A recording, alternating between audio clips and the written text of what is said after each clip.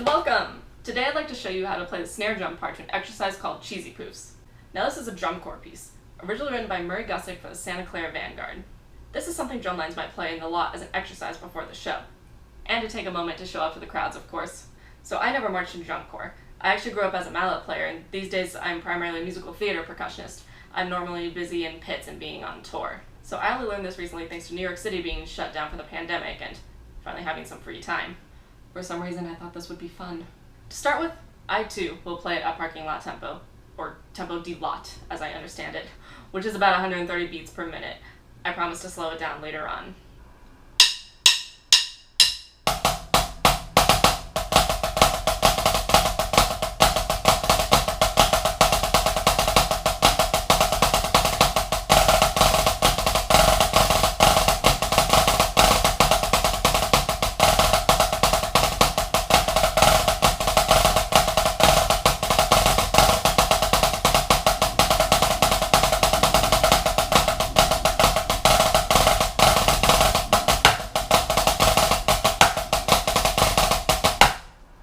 So that's how it'll sound in the end.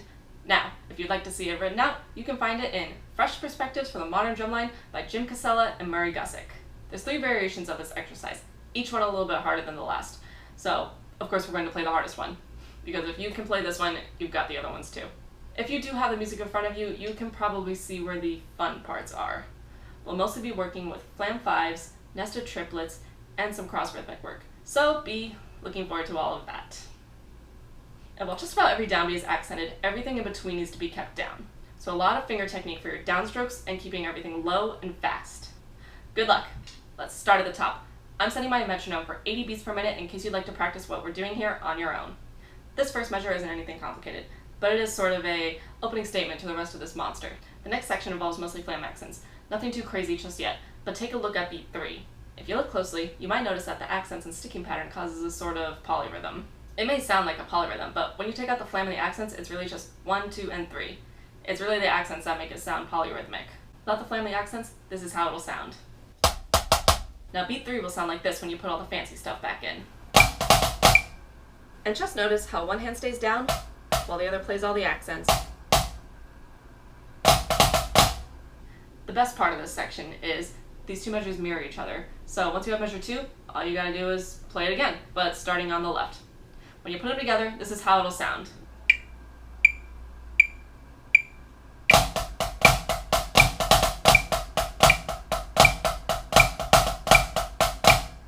And again.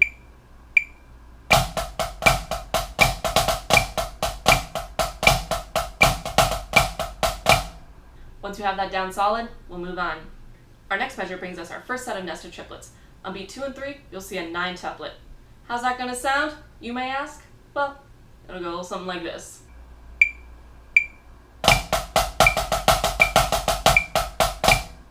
Now you might be asking, how do I even approach counting that? Well, it's not as weird as it looks. So we have 3 accents on this tuplet. Those 3 accents make a quarter note triplet, and to make things even easier, they're all in the same hand. So to practice it, I'd recommend cutting out all the right hand stuff from this tuplet and focus on the accents. So we're going to play this whole measure but with a simple quarter note triplet instead of a 9 tuplet. Play only the left stuff there. Let's try this out.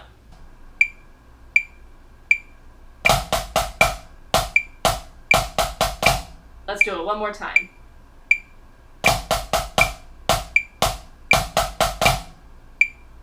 Perfect.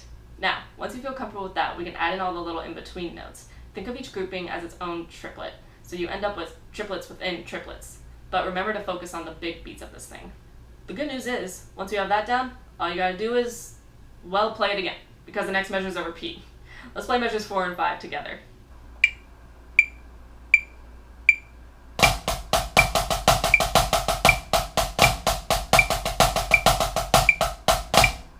Again.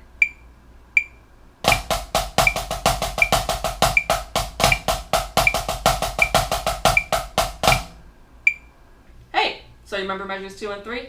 Well, now we're going to play the sequel. It's basically the same thing, but we're going to turn all those flam accents into flam 5s. Let's talk about flam 5s for a second.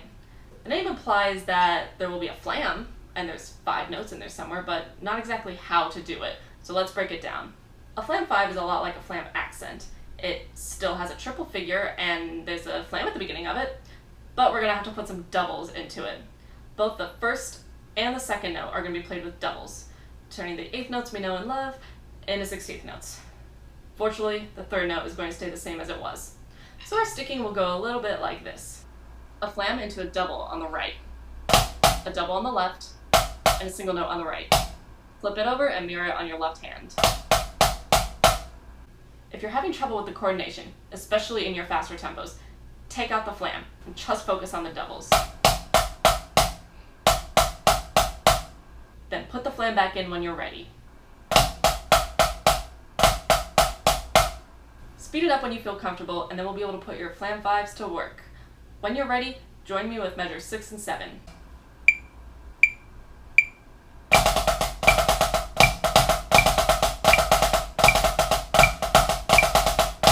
Fun, right? Let's do it again.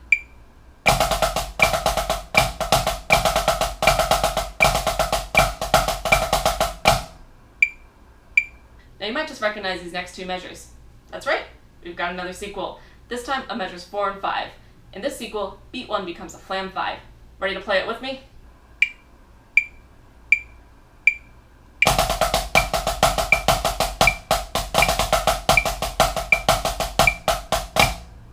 And again.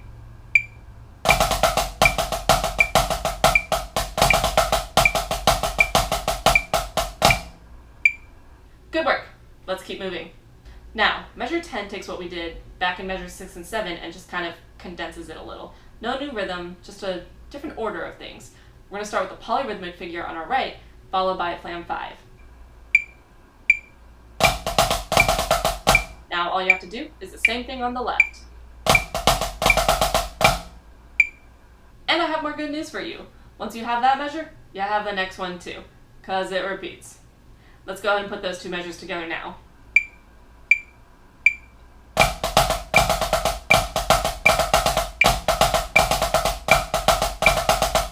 That might have been a little tricky. Let's do it one more time.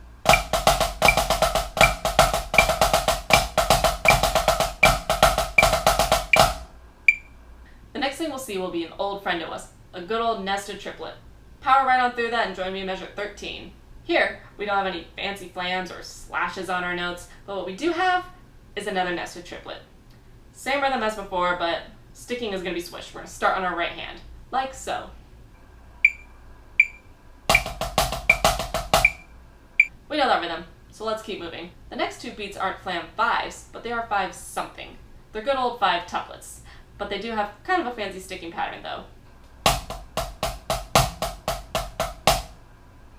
Right, left, right, left, right, left, right. If you're having trouble keeping these guys clean when you're getting into faster tempos, I'd recommend practicing them like this. Play beats 1 and 2. Rest a beat. Rest. Putting a beat in between each of these figures ensures nice clean rhythms while you're practicing. And just make note, your 5 tuplets will be just a hair faster than your 9. Good luck. Once you feel comfortable with this mess of notes being separate, let's take all those rests out.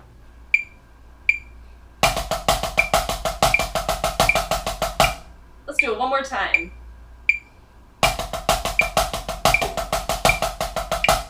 Take your time with this one and remember to keep to your metronome. Fortunately, our next measure is a little vacation. Just a couple of flam accents and we're on our way.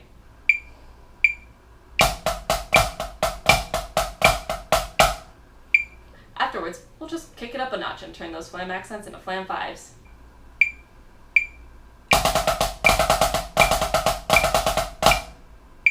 Let's put those two measures together.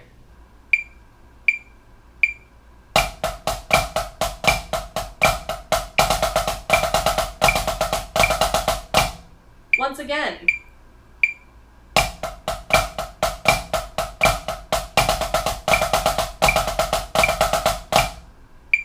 Now that you've had a break, let's take a look at the last few measures. What you're seeing may look like a crazy mess, but there is a pattern to it, as awful as that pattern might be. We're actually going to be playing this pattern about 2 times through. The only problem is we're going to set it off by 1/8 note each time we repeat it. So, in a bar of 12 beats, we're going to be playing 11, making it a cross rhythm. So let's work this rhythm out and see if we can't finish this thing off already. We start with 3 flams on our right. Play them loud, especially that third one, because it's a rim shot. Have fun with it, because it's going to get worse from here. This third flam kicks off a displaced rhythm within our cross rhythm. Yeah, this third accent is actually the beginning of a flam accent. It just looks weird because it's not at the beginning of the beat.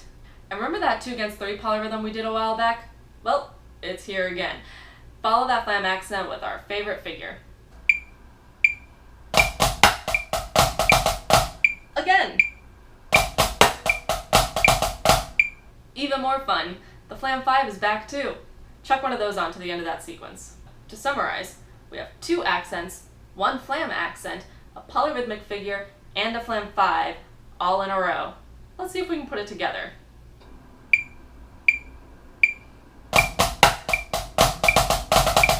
Let's try it again. So it's time to play it again. First time we did it, we got to start on the downbeat. We are not as fortunate this time around. This time we have to start on the last 8th note of this measure. To help out with that, we're going to turn on the 8th notes on our metronome. That'll let us hear what we need to do a little bit more clearly. Let's put the first 2 rounds of this thing together.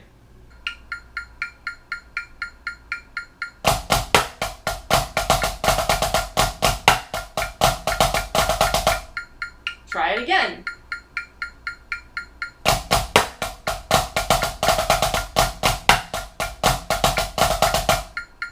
After you got a handle with the 8th notes, let's go back to the quarter notes. Take a moment to note how the metronome is going to be 1/8 note off from before and how that's going to feel. Or just tune out your metronome and hope for the best.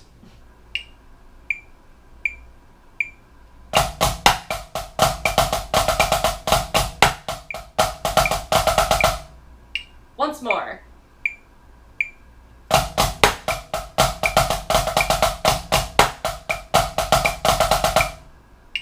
So the good news here, because we really need some, is that it's going to turn around once more and you're finally going to get to land on a downbeat. The other good news, or bad news, depending on how much fun you're having here, is that's where this whole thing is going to end. So hit that third note really hard because that's your last one. So let's put this last bit together, starting on measure 16.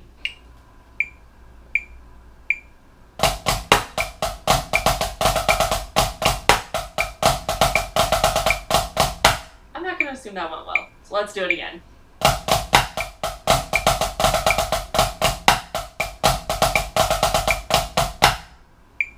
And there you have it. That's the recipe for Cheesy Poofs. Now, if you feel ready, let's put it all together. I'm going to keep the metronome at 80 for now, and I'll give you a nice little tap off so we can do it together.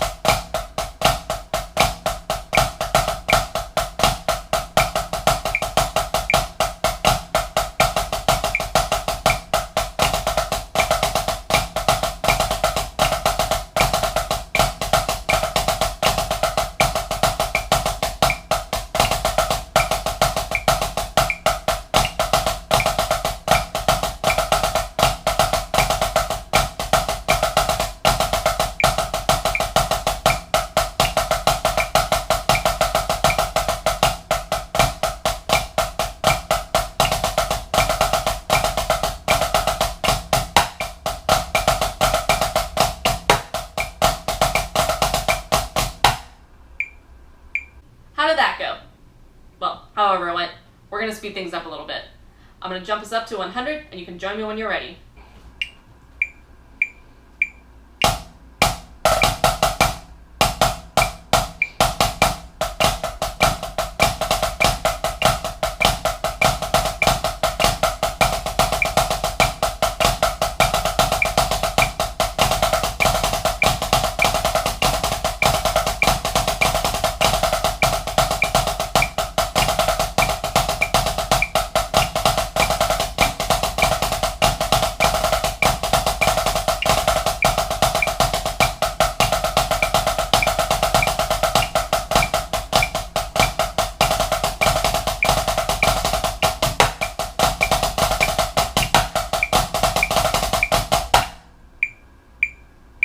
Hope that went well. If not, just rewind it.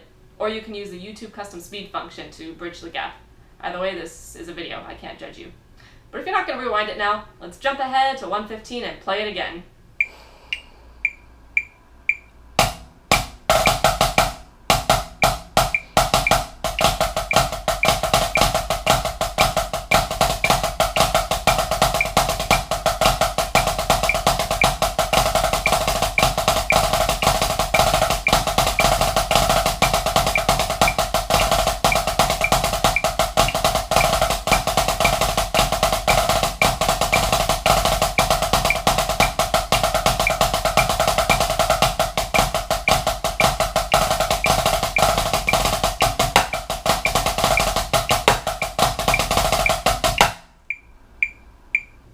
Well, I'm assuming that went well, because I'm going to speed it up one more time and we're going to play it at 130.